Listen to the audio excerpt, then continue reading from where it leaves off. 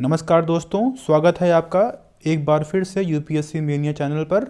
तो दोस्तों, इस श्रृंखला में हम daily top 5 current affairs discuss करेंगे। इंटरैक्टिव सेशन होगा, इसमें हम क्विज़ के माध्यम से आपको क्वेश्चन शो करेंगे करंट अफेयर्स का। जो टॉप 5 होंगे वो आप देखिएगा, उसके आप आंसर मन में सोचिएगा, उसके बाद हम उसका आंसर आपको बताएंगे और उसके बाद जो है आपको थोड़ा सा उसके बारे में डिस्क्राइब करेंगे ताकि आपको उस करंट अफेयर्स की नॉलेज हो सके। ठीक है, उसके बाद हम दोस्तों ये जो पूरा करंट अफेयर्स है उसका पीडीएफ एक डेडिकेटेड टेलीग्राम चैनल पर डेली पोस्ट कर देंगे, जिसका मैं लिंक इस डिस्क्रिप्शन बॉक्स में डाल दूंगा। इस वीडियो के डिस्क्रिप्शन बॉक्स में आप वहां से उसको डाउनलोड कर सकते हैं। आप अपने फ़ोन में, टैबलेट्स में, लैपटॉप्स में आप उसको वहाँ से डाउनलोड करके अपने फ़ोन में रख सकते हैं। डेली या मंथली बेसिस पे आप उसको रिवाइज कर सकते हैं, जो कि आपके एग्ज़ाम के लिए काफ़ी हेल्पफुल होगा। ठीक है, तो आइए बिना किसी देरी के शुरू करते हैं। हमारा जो पहला करंट अफेयर है दोस्तों, एस्पिरेशनल ब्लॉक प्रोग्राम के संबंध में कौन से कथन सत्य हैं? ए, यह 2018 में प्रारंभ किया गया था। बी, इसके अंतर्गत 112 जिलों को विभिन्न विकास मानकों में सुधार करना उद्देश्य था। सी, यह योजना एस्पिरेशनल डिस्ट्रिक्ट प्रोग्राम के तर्ज पर प्रारंभ की गई है। और डी, उपयुक्त सभी। दोस्तों, जो इसका करेक्ट आंसर है वो क्या है दोस्तों? सी, यह योजना क्या है दोस्तों? यह योजना एस्पिरेशनल डिस्ट्रिक्ट प्रोग्राम के तर्ज पर प्रारंभ की गई है। ठीक है, तो दोस्तों ये एस्पिरेशनल डिस्ट्रिक्ट प्रोग्राम क्या है? ये 2018 में सरकार ने लॉन्च किया था। ये जो एस्पिरेशनल डिस्ट्रिक्ट होती हैं, ऐसी डिस्ट्रिक्ट होती हैं जो आर्थिक और सामाजिक रूप से काफ़ी पिछड़ी होती हैं, जिनके इंडिकेटर्स भी जो है पुअर होते हैं और जो और भी डिस्ट्रिक्ट होते हैं उस स्टेट में उसके कंपैरिजन में। ठीक है, तो ऐसी 112 डिस्ट्रिक्ट को सरकार ने चिन्हित किया था और सरकार 3C अप्रोच में इन डिस्ट्रिक्ट को डेवलप करती है। 3C क्या है दोस्तों? 3C मतलब क्या है दोस्तों? आपका कन्वर्जेंस, कोलैबोरेशन और कंपटीशन। कन्वर्जेंस किसका? जो सेंटर और स्टेट की स्कीम्स हैं। कोलैबोरेशन किसका? जो सेंटर, स्टेट और डिस्ट्रिक्ट कलेक्टर्स होते हैं उनके बीच में, जो ऑफिशियल्स होते हैं उनके बीच में समन्वय बैठाना ताकि कोई भी स्कीम्स को अच्छे से इम्प्लीमेंट किया जा सके। ठीक है, कंपटीशन ये सबसे महत्वपूर्ण है।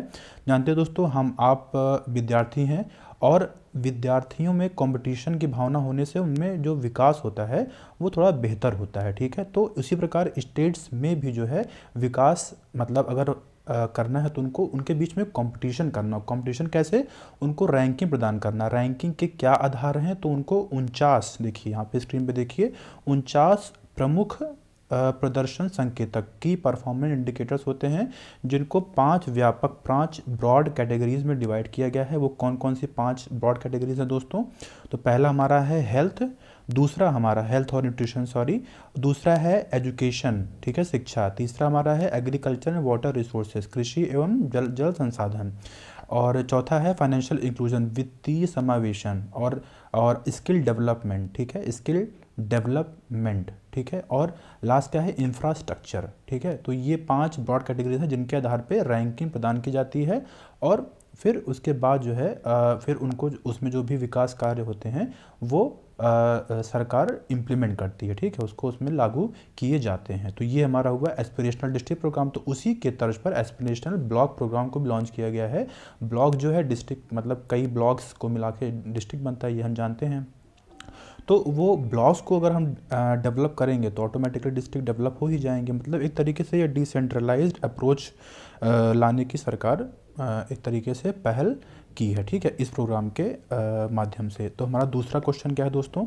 स्प्रिंट योजना क्या है? ठीक है, ऑप्शन है ए, ओलंपिक में धावकों को प्रोत्साहन हेतु, बी, विज्ञान एवं प्रौद्योगिकी के प्रोत्साहन के लिए, सी, रक्षा तकनीक में भारतीय उत्पादों को प्रोत्साहन देने के संबंध में, डी, सड़क सुरक्षा के बारे में जागरूकता उत्पन्न करने के संबंध में। तो जो हमारा करेक्ट आंसर है दोस्तों वो है हमारा सी, रक्षा तकनीक में भारतीय उत्पादों को प्रोत्साहन देने के संबंध में। स्प्रिंट योजना दोस्तों क्या है? दोस्तों स्प्रिंट योजना 2022 में जुलाई में प्रधानमंत्री मोदी जी ने इसको लॉन्च किया था।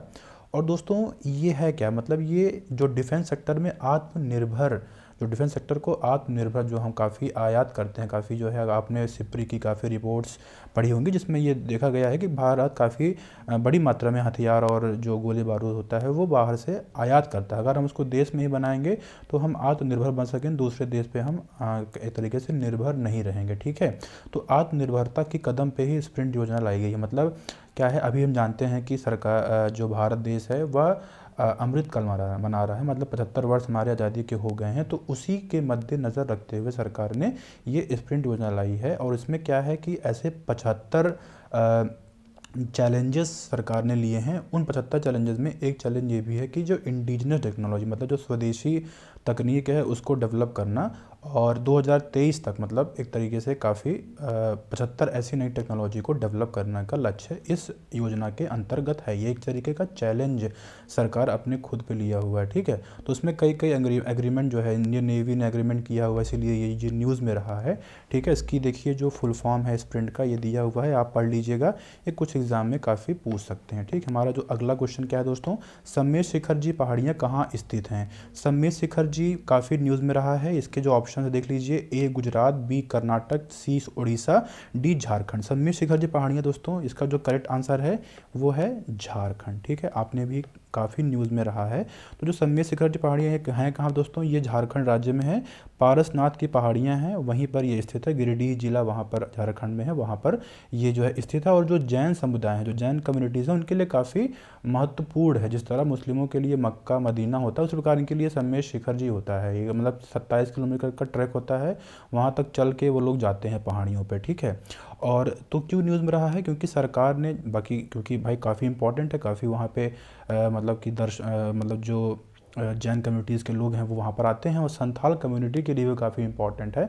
तो इसीलिए मतलब काफ़ी तादाद में लोग आते हैं। तो सरकार ने सोचा कि उन्हें इसको डेवलप किया जाए, इसमें इसको as a tourist spot develop किया जाए, ताकि अच्छा रेवेन्यू लोगों को रोज़गार मिल सके। लेकिन जो जैन कम्युनिटीज़ हैं उन्होंने कहा कि अगर ऐसा किया जाएगा तो जो उसकी सैंक्टिटी है वो ख़त्म हो जाएगी, वहाँ पर काफ़ी पोल्यूशन होगा। तो मतलब एक तरीके से उन्होंने विरोध किया, तो जिसको मद्देनज़र सरकार ने कहा कि ठीक है, अभी इस समय ये जो मतलब फैसला लिया गया है वो मतलब खारिज किया जाता है, उसको इस समय नहीं लागू किया जाएगा, ठीक है। तो ये इम्पॉर्टेंट क्यों है जैन कम्युनिटीज़ के लिए, क्योंकि हम जानते हैं जैन में 24 तीर्थंकर हुए हैं। 24 तीर्थंकर जो सबसे महत्वपूर्ण महावीर स्वामी जो 24वें तीर्थंकर हैं, तो उसमें जो 20 ऐसे जो तीर्थंकर हैं उनको जो कैवल्य की, जो उनको मोक्ष की प्राप्ति इसी सम्मेत शिखर पर ही हुई थी, इसीलिए ये बहुत ही इंपॉर्टेंट है, ठीक है। हमारा अगला करंट अफेयर क्या दोस्तों, प्रवासी भारतीय दिवस के संबंध में कौन से कथन सत्य हैं। एक, यह प्रत्येक वर्ष 9 जनवरी को मनाया जाता है। 2, यह दिवस गांधी जी के अफ्रीका से भारत वापस आने की स्मृति में मनाया जाता है। 3, 2023 में या नई दिल्ली में मनाया जाएगा। और उसके ऑप्शंस हैं, ए केवल 1, बी केवल 2, सी 1 व 2, डी 2 व 3। तो दोस्तों जो इसका करेक्ट आंसर है दोस्तों, आप भी जानते होंगे, फिर भी मैं आपको बता देता हूँ, बी इसका केवल 2 जो है सही उत्तर है। क्यों है वो हम अभी डिस्क्रिप्शन में देखते हैं दोस्तों जो प्रवासी भारतीय दिवस है ये 2003 से मनाया जा रहा है, ठीक है। 2003 से ये हर साल मनाया जाता था, लेकिन अभी 2015 में इसको बाई एनुअली मतलब हर 2 साल में मनाया जाता है। और जो ये 8 से 10 जनवरी तक मनाया जाता है, और एक सिटी चुनी जाती है। तो इस साल जो है कौन सी सिटी है दोस्तों, यहाँ पे देखिए लिखा है इंदौर सिटी में इस बार मनाया जाएगा, और ये 17वां प्रवासी भारतीय दिवस है।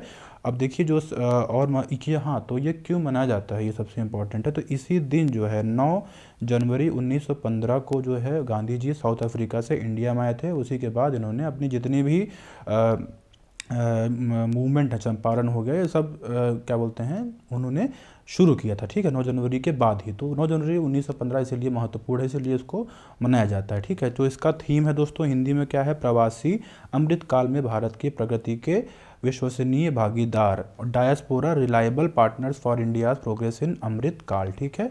और जो इसके मुख्य अतिथि हैं ये इंपॉर्टेंट है दोस्तों, ये क्या है, इस बार कौन है, गुयाना के राष्ट्रपति हैं डॉक्टर मोहम्मद इरफान अली, ठीक है। हमारा अगला करंट अफेयर क्या है दोस्तों, किस वर्ष इंटरनेशनल ईयर्स ऑफ मिलेट घोषित किया गया है। दोस्तों ये जो इसका ऑप्शन है क्या है, ये देख लेते हैं, ए 2022, बी 2023, सी 2024, डी 2025। जो इसका करेक्ट आंसर है दोस्तों वो 2023 है। इंटरनेशनल ईयर ऑफ मिलेट्स ये बहुत ही न्यूज़ में रहा है, पिछले साल भी था, इस साल भी काफ़ी न्यूज़ में रहा, क्योंकि 2023 जो खुद इंटरनेशनल ईयर ऑफ मिलेट है, तो सरकार बहुत सारी ऐसे कदम उठा रही है। तो जो ये मिलेट्स होता है दोस्तों, क्या होता है, ज्वार हो गया, बाजरा हो गया, रागी, जो मोटे अनाज होते हैं मेनली, उनको मिलेट्स कहते हैं, ठीक है। ये क्यों इंपॉर्टेंट होता है, क्यों जो है इसको UNGA जो यूनाइटेड नेशन जनरल असेंबली है, क्यों उसको जो है इसको घोषित किया है, भारत ने ही रिक्वेस्ट किया था, तभी इसको ऐसा किया है। तो दोस्तों जो मिलेट्स होता है दोस्तों ना, ये बहुत ही इंपॉर्टेंट होता है। ये मतलब फूड के लिए, फॉडर के लिए, ब्रूइंग के लिए, मतलब जो से शराबें बनती होती हैं, या बायोफ्यूल्स जो बनते हैं, बहुत न्यूज़ में रहा है हमेशा, तो उसके लिए भी बहुत ही लाभप्रद होती हैं। क्यों? क्योंकि ये क्लाइमेट रिजिलियंट होती है, मतलब विपरीत जलवायु, कैसी भी जलवायु हो वहाँ पर भी ये उग सकती हैं। मतलब कम रिसोर्सेज, मिनिमम कॉस्ट में मैक्सिमम प्रोडक्शन देता है, मतलब कम इरिगेशन मांगता है, कम फर्टिलाइजेशन का उपयोग करके भी उसको उगाया जा सकता है। तो इस तरीके से कम कॉस्ट होगा, ज़्यादा अगर इसका वैल्यू आएगा तो जो किसानों की आय है वो भी बढ़ेगी। तो इसीलिए इसको जो है, और हाँ ये इन्वायरमेंट फ्रेंडली भी है भाई। क्लाइमेट मतलब कम पानी लगेगा, कम खाद लगेगा, तो ऑब्वियसली ये इन्वायरमेंट फ्रेंडली भी है, तो इसीलिए इसको बढ़ावा दिया जा रहा है। तो इसीलिए इंटरनेशनल ईयर ऑफ मिलेट्स घोषित किया गया है 2023 को भारत की रिक्वेस्ट पर। ठीक है, तो ये हुआ हमारा आज का 5 करंट अफेयर। दोस्तों आज के लिए इतना ही है। इस वीडियो को देखने के लिए धन्यवाद।